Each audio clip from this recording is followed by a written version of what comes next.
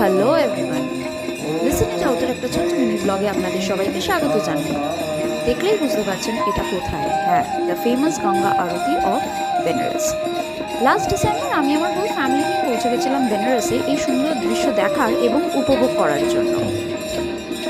আমরা গঙ্গা আরতি দেখেছিলাম দশাশ্বমেধ ঘাটে, আশি ঘাট, রাজেন্দ্র প্রসাদ ঘাট এবং বিভিন্ন ঘাটে প্রত্যেক দিন সন্ধ্যাবেলায় এই গঙ্গা আরতি হয়ে থাকে। আমরা দশাশ্বমেধ ঘাটে একটা বোট পুরো রিজার্ভ করে নিয়েছিলাম আমাদের নিজেদের জন্য এবং আমরা সেখানে বসে এই গঙ্গা আরতিটা দেখেছিলাম এবং এই সুন্দর দৃশ্য উপভোগ করেছিলাম।